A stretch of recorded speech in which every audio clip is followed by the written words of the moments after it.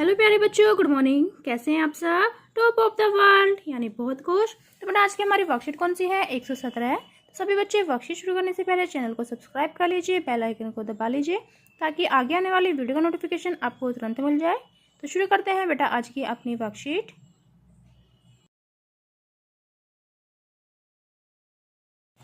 तो बेटा ये है आज की हमारी वर्कशीट, ये देख लीजिए। तो आपको पता ना पहले क्या करना है। सबसे पहले स्टूडेंट्स नेम, सभी बच्चे अपना नाम लिखेंगे।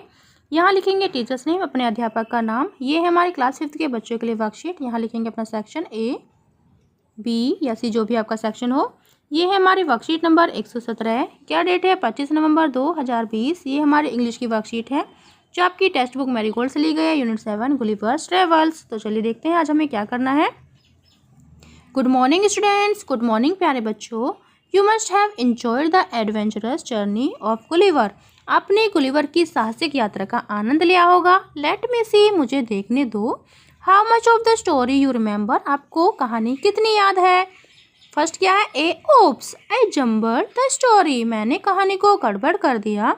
Please write the story in the correct sentences, please कृपया करके कहानी को सही सेंटेंसेस में लिखें। एंड नंबर देम, और उनको number they.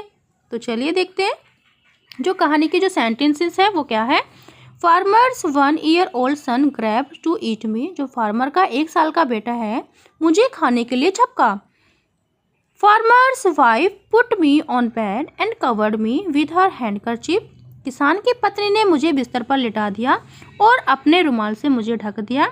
On the 16th of June 1730, we discovered the land of giants. 16 जून 1730 को हमने जायंट्स की भूमि की खोज की। Farmer took me to his home. किसान मुझे अपने घर ले गया। I was captured by a farmer. मुझे एक किसान ने पकड़ लिया था।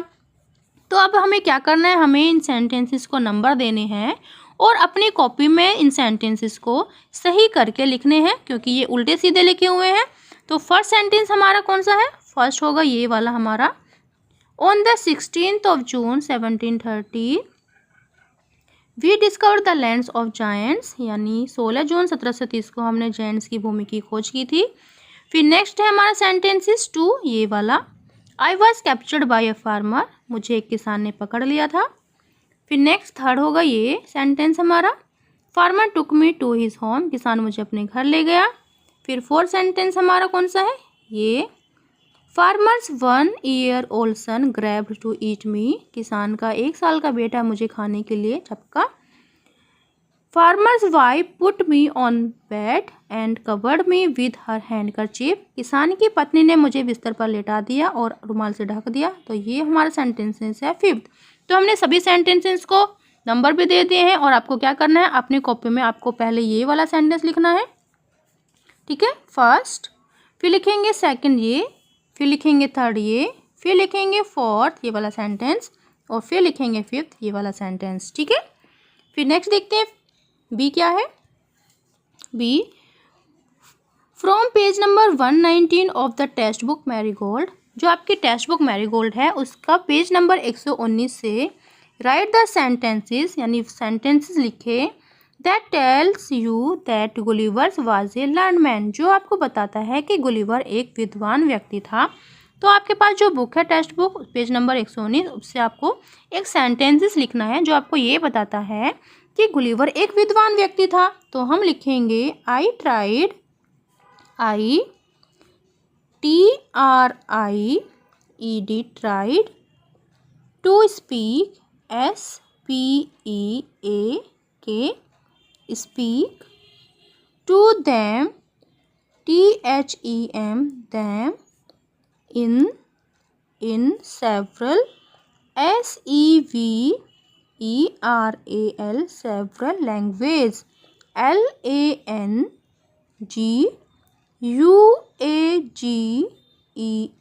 language, यानी मैंने उसे कई भाषाओं में बात करने की कोशिश की। फिर नेक्स्ट देखते हैं सी क्या है।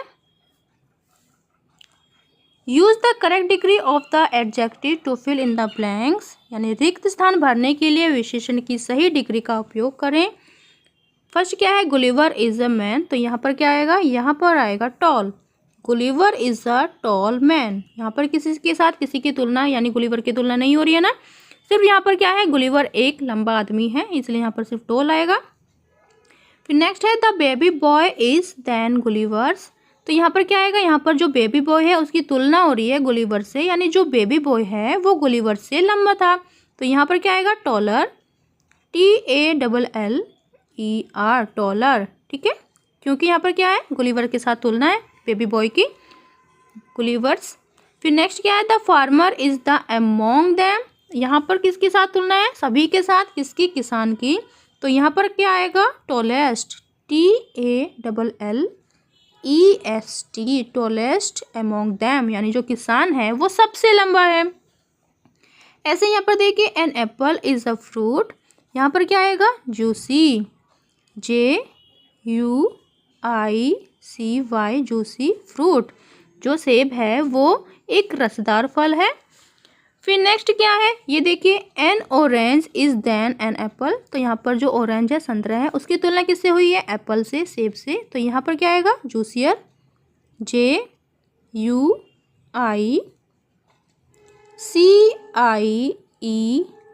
जूसियर, यानी जो संतरा है वो सेब से रसदार है, होता है ना, यस। फिर नेक्स्ट देखो, नेक्स्ट क्या है, sugar cane is the of all, और जो गन्ना है वो सबसे रसदार होता है, यहाँ पर क्या आएगा, जूसियस्ट, JUICIEST,